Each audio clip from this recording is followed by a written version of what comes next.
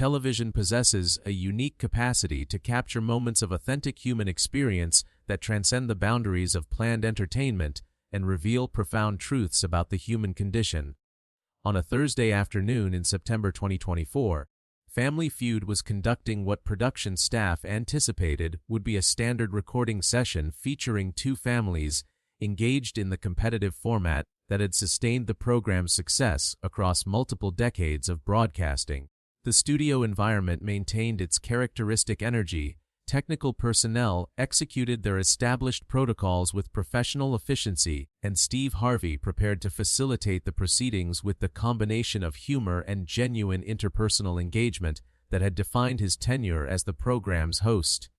However, one contestant was carrying knowledge of a family situation so extraordinary and emotionally complex that when he finally summoned the courage to disclose it during the active recording session, his revelation would bring Steve Harvey to tears, halt production completely, and ultimately demonstrate that the most powerful moments in television occur not when events proceed according to script, but when authentic human truth breaks through the carefully constructed framework of entertainment programming. What transpired during those remarkable minutes proved that forgiveness, when extended across seemingly insurmountable divides, possesses transformative power that can heal decades-old wounds and restore relationships that appeared permanently fractured. If you value authentic demonstrations of grace, reconciliation, and the human capacity for forgiveness under extraordinary circumstances, please take a moment to support this channel by selecting the like option and subscribing to receive future content. The narrative you are about to experience illustrates why forgiveness represents one of the most profound and difficult expressions of love that human beings can offer one another. Marcus Williams was 46 years old and had spent the previous 23 years living with consequences that stemmed from decisions he had made during late adolescence and early adulthood. He resided in Detroit, Michigan, where he had established himself as a skilled automotive technician and had built a modest but stable life characterized by steady employment, responsible financial management, and active involvement in his local community. To individuals who knew Marcus in his current capacity, he represented a model of rehabilitation and personal transformation. He maintained consistent work attendance, demonstrated technical competence that earned respect from colleagues and supervisors, volunteered regularly with youth mentoring programs, and presented himself as someone who had overcome significant challenges to build a productive and meaningful existence. However, beneath that carefully reconstructed life existed a man who carried profound regret regarding events from his past and who had been working for more than 2 decades to demonstrate through consistent behavior that he was fundamentally different from the person he had been during his youth. Marcus had grown up in a working-class neighborhood in Detroit during the 1980s and 1990s, a period when the city was experiencing significant economic decline and social disruption. His father had worked intermittently in manufacturing positions that became increasingly scarce as automotive industry employment contracted. His mother had maintained part-time service employment while managing household responsibilities and attempting to provide stability for Marcus and his 2 younger siblings despite limited financial resources and substantial environmental stressors. The family had not been impoverished in absolute terms, but they had lived with persistent economic insecurity and with the constant awareness that their circumstances could deteriorate rapidly if any element of their carefully balanced survival strategy failed. Marcus had been an intelligent but unfocused student who struggled with the academic structure of traditional schooling. He found classroom learning tedious and disconnected from what he perceived as the practical realities of his environment. He gravitated toward peer groups that offered immediate social acceptance and status rather than toward academic achievement or long-term planning.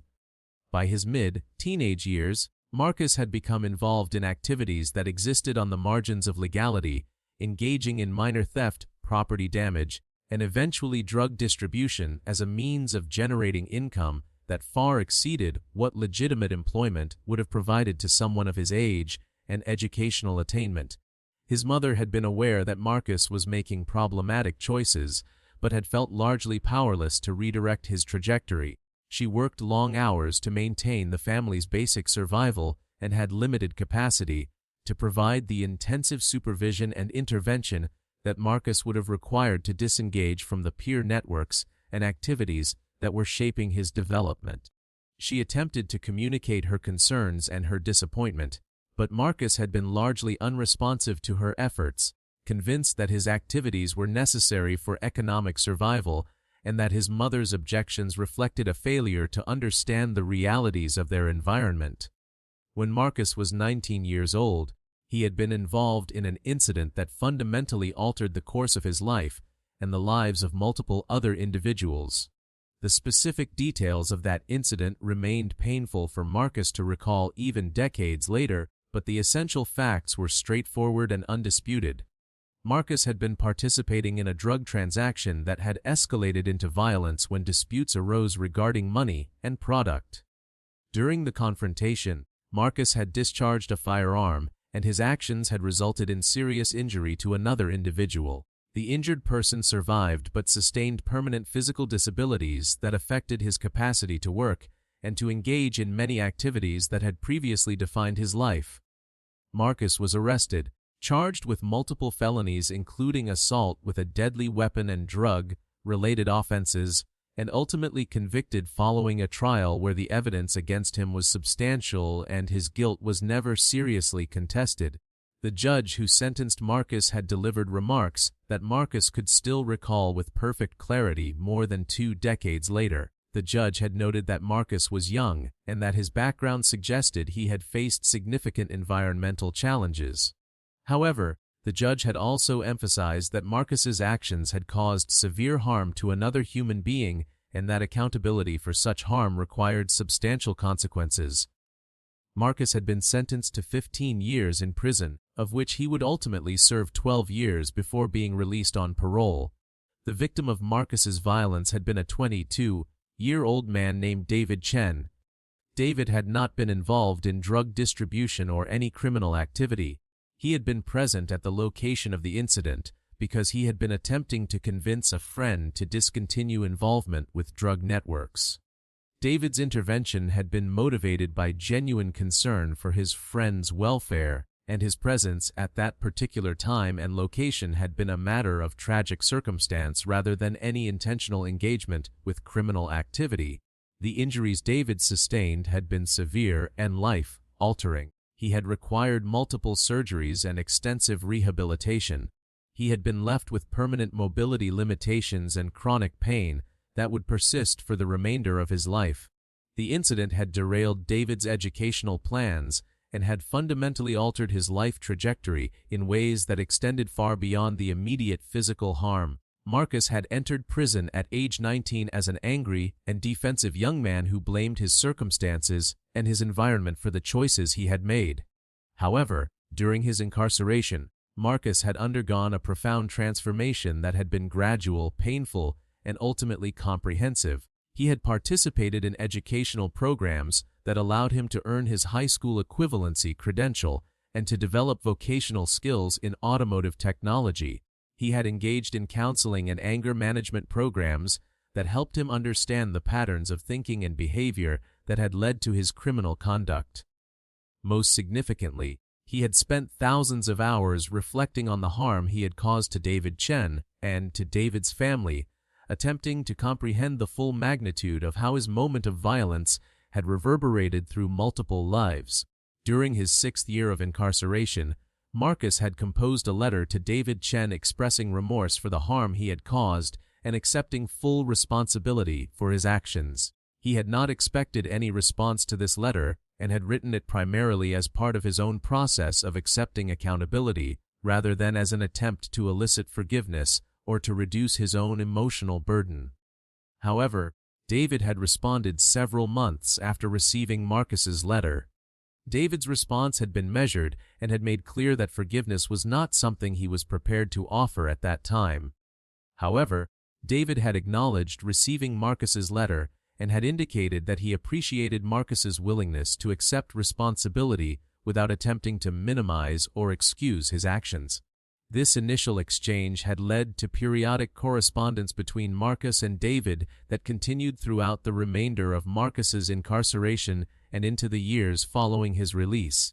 The correspondence had been irregular and often separated by months of silence, but it represented an ongoing connection between two individuals whose lives had been permanently altered by a moment of violence.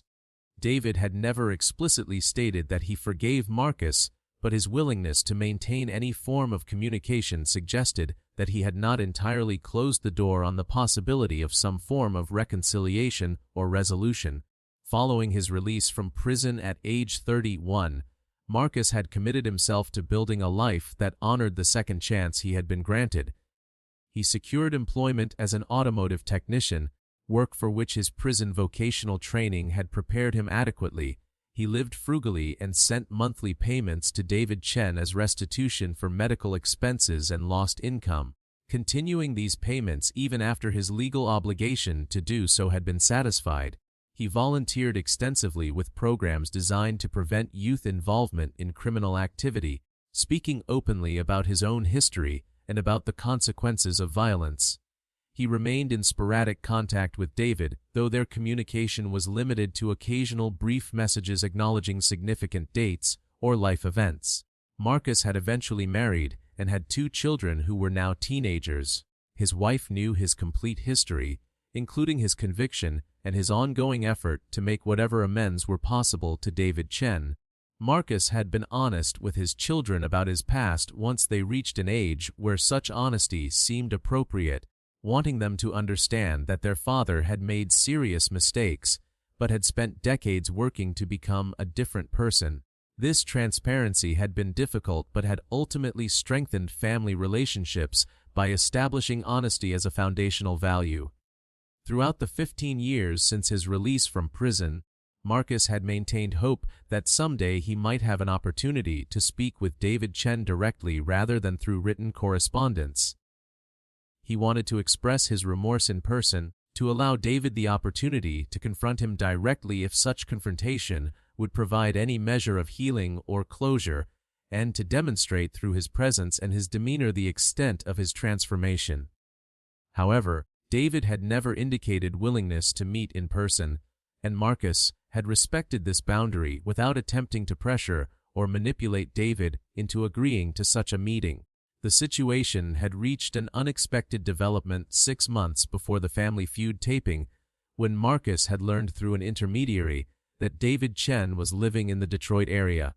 David had relocated from his original home city several years earlier for employment reasons, and now resided less than 20 miles from where Marcus lived with his family. This geographic proximity had created both opportunity and anxiety for Marcus. He had considered attempting to arrange an in-person meeting but had hesitated, uncertain whether such an attempt would be welcomed or would be perceived as intrusive and inappropriate given that David had never explicitly invited direct contact. It was during this period of contemplation about whether and how to pursue more direct connection with David that Marcus's wife had mentioned an advertisement for Family Feud auditions being conducted in Detroit. The suggestion that the family apply to participate had initially seemed entirely disconnected from Marcus's preoccupation with the situation regarding David Chen. However, as Marcus considered the possibility, an idea had begun to form that was extraordinary in its audacity and uncertain in its wisdom. Marcus learned through research that David Chen had also applied to appear on Family Feud with members of his own family. The applications had been submitted independently, and there was no apparent coordination between the two families' decisions to pursue this opportunity. Marcus began to consider whether the Family Feud platform might provide an unexpected opportunity for the direct encounter with David Chen that he had been hoping to achieve for 15 years. He recognized that using a game show taping for such a purpose was unconventional and potentially problematic. However, he also believed that creating circumstances where he and David would be present in the same location might be the only way to overcome the inertia that had kept them communicating only through written messages for more than 2 decades. Marcus made the decision that if circumstances aligned such that he and David were both present at the same taping, he would find a way to speak directly to David, and to express in person the remorse and accountability he had been attempting to communicate through letters for so many years. The Williams family arrived at the Family Feud studio on the designated Thursday morning in September. Marcus had experienced significant anxiety during the preceding days as the taping date approached, uncertain whether his research suggesting David Chen would also be present had been accurate, and uncertain how he would actually proceed if he did encounter David in the studio environment. Marcus's wife provided steady support, but had also expressed concerns about whether Marcus's plan was advisable and whether using the Family Feud taping for such a purpose might create complications that would be difficult to manage. When Marcus and his family entered the backstage area, where contestants gathered before taping, he immediately recognized David Chen standing with members of his own family approximately 30 feet away. The recognition was visceral and created an immediate physical response in Marcus. His heart rate increased dramatically, his hands began to tremble, and he felt momentarily dizzy as the full reality of the situation became apparent. David had not yet noticed Marcus's presence, being engaged in conversation with his family members and with production staff who were providing pre-taping instructions. Marcus's immediate instinct was to approach David directly and to initiate the conversation he had been hoping to have for 15 years. However, his wife placed a restraining hand on his arm and reminded him that creating a confrontation in the backstage area before the taping would not serve anyone's interests. She suggested that Marcus wait to determine whether circumstances during the actual taping might provide a more appropriate opportunity for speaking to David. Marcus reluctantly agreed to this counsel, though his attention remained focused on David throughout the pre-taping period. The production schedule had been arranged such that the Williams family and the Chen family would not be competing against each other. They had been assigned to different recording sessions, with the Williams family scheduled to compete first and the Chen family scheduled to compete in a subsequent session later the same day. This arrangement meant that both families would be present in the studio facility simultaneously, but would not be on stage together during their respective competitions. However, it also meant that there would be periods when both families were in common areas, potentially creating opportunities for interaction. The Williams family's competition proceeded through its initial phases with Marcus performing adequately despite his obvious distraction. His family members were aware of his emotional state and attempted to compensate for his reduced focus by maintaining strong performance themselves. Steve Harvey had noticed that Marcus seemed preoccupied and had made several gentle attempts at humor designed to help him relax and engage more fully with the game. Marcus appreciated these efforts, but found it nearly impossible to concentrate on game show questions when his primary awareness was focused on the fact that David Chen was somewhere in the building. During a commercial break midway through the Williams family's game, Marcus made a decision that he had not consciously planned, but that felt inevitable once the opportunity presented itself. He informed the production assistant assigned to their family that he needed to step away briefly to use the restroom facilities.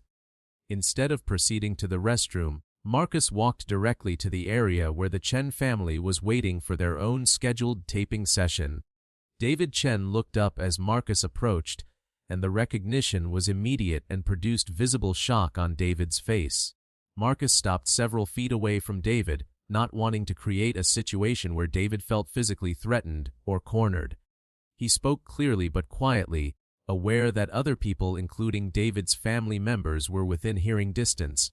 Marcus stated his name, though such identification was unnecessary, given that David obviously recognized him immediately. Marcus then spoke words that he had been rehearsing mentally for more than 2 decades, but had never had the opportunity to deliver in person. Marcus expressed his profound remorse for the harm he had caused to David 23 years earlier. He acknowledged without equivocation or excuse that his actions had been wrong and had caused suffering that extended far beyond the immediate physical injuries David had sustained. He stated that he had spent every day of the intervening years working to become a person different from who he had been at age 19, and that while such transformation could not undo the harm he had caused, He hoped that his efforts demonstrated genuine recognition of the magnitude of his offense and genuine commitment to ensuring he would never cause such harm again. Marcus concluded by expressing gratitude that David had survived the incident, and that while he understood David might never be able to forgive him, he wanted David to know that accepting responsibility for his actions and attempting to make whatever limited amends were possible had been central to his life for more than 2 decades. The exchange occurred rapidly, lasting perhaps 90 seconds in total. David Chen remained seated during Marcus's statement, his expression reflecting a complex mixture of emotions that included surprise, apparent distress, and something that might have been recognition or perhaps a form of resigned acknowledgement. When Marcus concluded his statement, David did not immediately respond verbally. The silence extended for several seconds while both men looked at each other across the physical and emotional distance that separated them. Production staff had become aware that something unusual was occurring and had begun moving toward the area where Marcus and David were located. However, before staff could intervene, David Chen stood and took several steps toward Marcus, closing the distance between them to approximately 3 feet. What David said next would become the central element of what would eventually air as one of the most powerful episodes in Family Feud's history. David Chen looked directly at Marcus Williams with an expression that reflected years of processing pain, anger, loss, and ultimately a hard-won perspective that had required extraordinary emotional work to achieve. When David spoke, his voice was steady despite the evident emotion underlying his words. He stated that he had received every letter Marcus had sent during the past 17 years.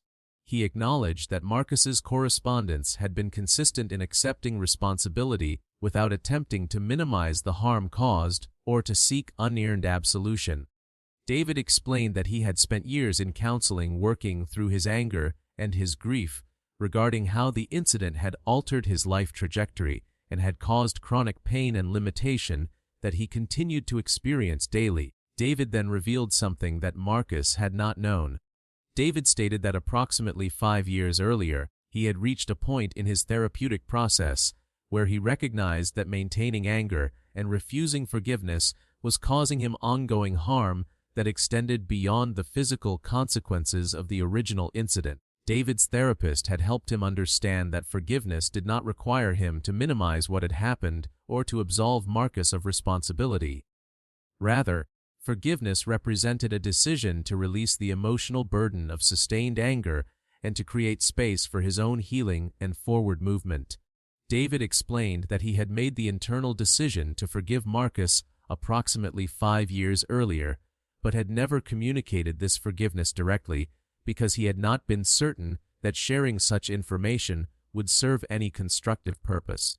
However, David continued, encountering Marcus unexpectedly at the Family Feud taping felt like an opportunity that had been provided by circumstance rather than by deliberate planning. David stated clearly and unambiguously that he forgave Marcus for the harm caused 23 years earlier. He acknowledged that this forgiveness did not erase the consequences or restore what had been lost. His life remained permanently affected by the injuries he had sustained, and he continued to live with limitations and pain that would never fully resolve. However, he had chosen to forgive Marcus because maintaining the alternative had proven more costly to his own well-being than the relief that came from releasing his anger and his desire for continued punishment. David extended his hand toward Marcus, and Marcus accepted it. The two men stood facing each other, hands clasped, while those present in the waiting area watched in stunned silence. Several people, including members of both families, were crying openly. Production staff who had initially moved to intervene now stood quietly, recognizing that what was occurring transcended any normal protocols and required respectful witness rather than intervention. Steve Harvey had been summoned from the main stage when staff realized something significant was occurring in the waiting area. He arrived to find Marcus and David still standing together, having transitioned from the handshake to a brief embrace that communicated reconciliation more powerfully than words could have expressed. Steve immediately understood that he was witnessing something extraordinary, though he did not yet know the full context or history that had led to this moment. Steve approached the two men carefully and asked if they would be willing to explain what had just occurred. Marcus and David looked at each other, and David nodded his consent for Marcus to provide explanation. Marcus then shared with Steve the essential history that 23 years earlier he had committed an act of violence that had seriously injured David Chen, that he had served 12 years in prison for this crime, that he had been attempting to make amends and to express accountability for 15 years since his release, and that David had just extended forgiveness that Marcus had never expected to receive. Steve Harvey's emotional response was immediate and unguarded. Tears formed in his eyes as he processed the magnitude of what he was hearing. He looked at David and asked him to confirm that what Marcus had stated was accurate and to explain his decision to extend forgiveness. David provided additional context about his therapeutic process and about the realization that forgiveness served his own healing rather than representing a gift to Marcus. David emphasized that forgiveness had been difficult and had required years of work to achieve, but that ultimately he had concluded that releasing his anger was necessary for his own peace and well-being. Steve then did something unprecedented in his tenure as host of Family Feud. He asked production staff to halt both scheduled taping sessions and to reconfigure the day's recording plan. He proposed that instead of having the Williams family and Chen family compete in separate games against different opponents, the two families should appear together on stage not for competition, but for conversation. Steve believed that what he had just witnessed needed to be shared with the studio audience and ultimately with the television viewing audience, because the demonstration of forgiveness and reconciliation that Marcus and David had just enacted represented something far more valuable than typical game show entertainment could provide. Both families agreed to this modified arrangement, and the studio audience was brought in and seated without the customary warm-up entertainment.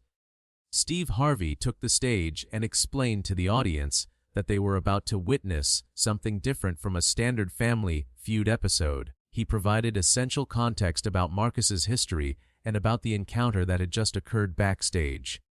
He then invited both the Williams family and the Chen family to come on stage together. The conversation that followed was raw, honest, and profoundly moving. Steve facilitated dialogue between Marcus and David, allowing both men to express their experiences and perspectives. Marcus spoke about the burden of guilt he had carried for 23 years and about his ongoing commitment to living differently than he had lived as a teenager. David discussed the challenges of living with chronic pain and limitation, the anger he had experienced for many years, and the therapeutic process that had ultimately allowed him to reach a point where forgiveness became possible. Steve then expanded the conversation to include family members from both sides. Marcus's wife spoke about what it had meant to build a life with someone carrying such significant history, and about her respect for Marcus's consistent effort to accept responsibility and to make amends. David's wife discussed the difficulty of supporting a spouse through years of physical and emotional recovery, and about her own process of learning to release anger toward the person who had caused such harm to her husband. The teenage children from both families expressed their perspectives on learning about this history and on witnessing reconciliation between their respective fathers. The studio audience remained completely silent throughout this extended conversation, recognizing that they were witnessing something extraordinary and that respectful attention was the appropriate response. When the conversation eventually concluded, Steve Harvey spoke directly to the cameras and to the studio audience about what they had just experienced.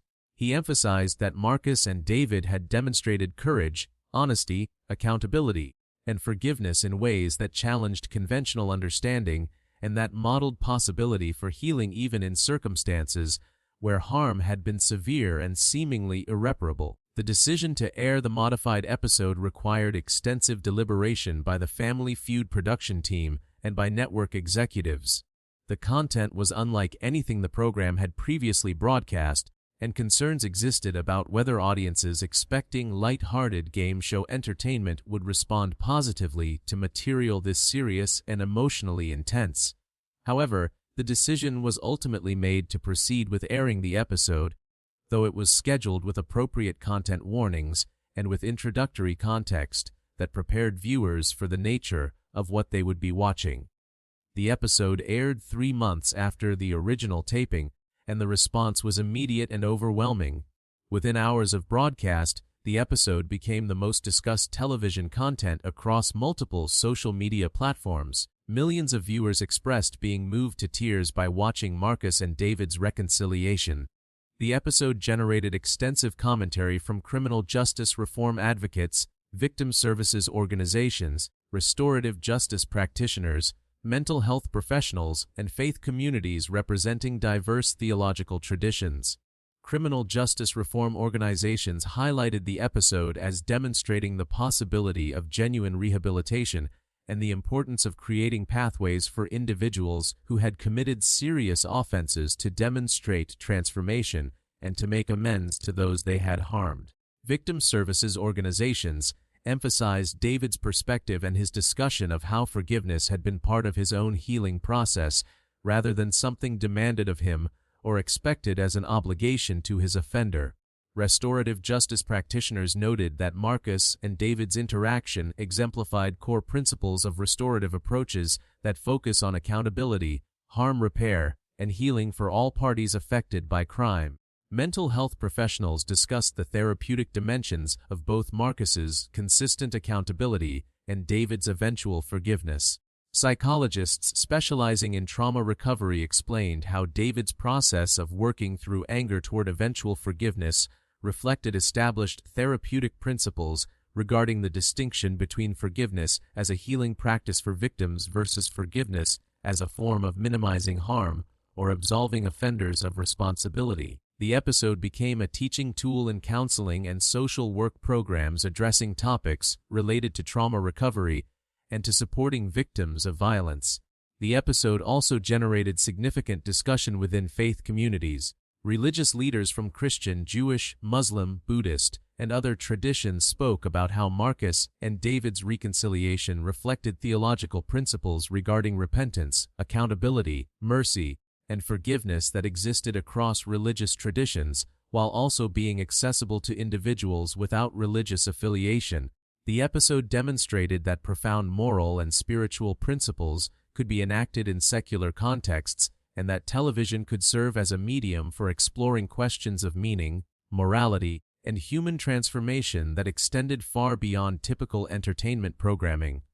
Marcus and David appeared together on multiple talk shows and news programs in the months following the episode's broadcast. They consistently emphasized several key themes in these appearances.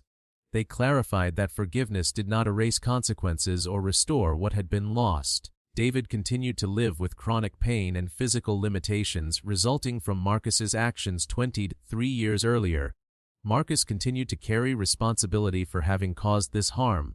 However, both men had found that acknowledging this reality, while also creating space for accountability, amends, and eventual forgiveness, had allowed both of them to move forward in ways that sustained anger and refusal of connection had not permitted. They also emphasized that their reconciliation did not represent a prescription that all victims of violence should forgive their offenders, or that all offenders could or should expect forgiveness regardless of their actions following their crimes.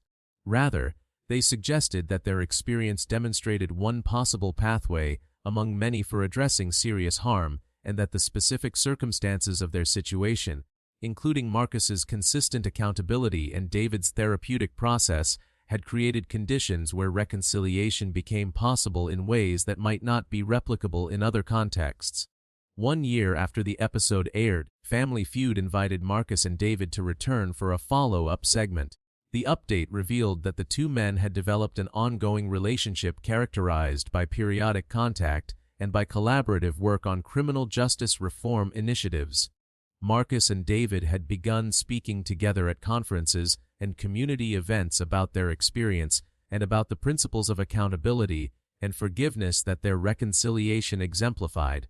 They had also worked together to establish a program that connected individuals who had caused serious harm with individuals who had experienced such harm, providing structured opportunities for communication and potential reconciliation when both parties were willing and when therapeutic professionals determined such interaction would be constructive rather than harmful. The relationship between the Williams and Chen families had likewise developed beyond the initial encounter at the Family Feud taping.